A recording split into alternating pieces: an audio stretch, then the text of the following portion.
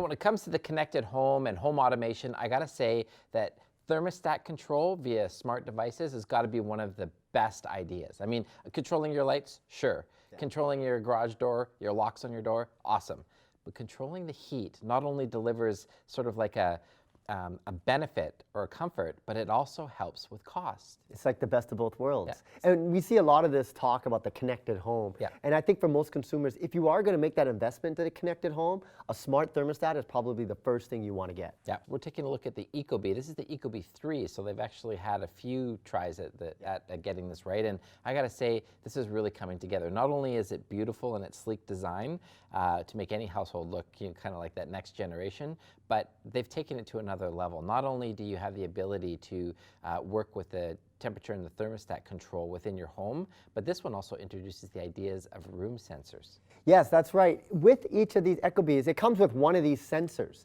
And this is a little bit different twist on all the other smart Wi-Fi thermostats that we've seen before. Because what these sensors do is you put them in different rooms, and it can detect when you're in that room. So if you're, say, in the dining room a lot, it'll recognize that, hey, you probably want the heat to heat up the dining room. But if you're not there, you don't need the dining room. And so it's kind of intelligent in that way. And I think that's one of the biggest problems with the sort of the centrally home controlled heating is that typically what happens is wherever the thermostat is, it's measuring that as the room temperature that you want to heat or cool to. And so like some areas might be cold in the house, some areas might be really too hot depending on where they are in relation to the venting and whatnot. With this system, I really like it. You can use up to 32 of these different sensors. You can put them all over the house. And if it sees that there's really important rooms that it's important to have at the right temperature, it'll change the way that it's heating the house to make sure that that area is the most comfortable. I think that's really smart. Yeah, and the one thing I really like about the ecobee, I must say, AJ, is that it's about the shape and size of a puck. So it's not very big. It's very sleek looking. Yes. It's got that kind of minimalist features, but there's a lot of technology packed into it.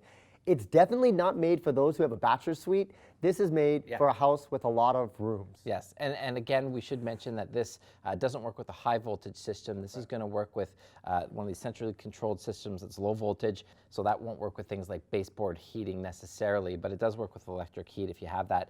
What I would say is that the other benefit here, and we're not showing it, is the control through the app. And that's really where this all comes together, is getting that sort of look at the entire home, where all your sensors are, and actually seeing not only where you want to heat or cool the house, but really what it's costing you and how much you're saving. Plus, it also works with Apple's HomeKit. Yes. So now you can use Siri as a way to talk to it to adjust the temperatures. Siri, can you make the bedroom a little warmer? Yes. Siri, I'm a little cold, you know. Yeah. Pump up the temperature. So it's a great solution for a house with many rooms, and where your basically your thermostat is in, like, say, the hallway, and that's not an accurate representation of the temperature that you want in all the different rooms. Yeah, this one's the ecobee 3.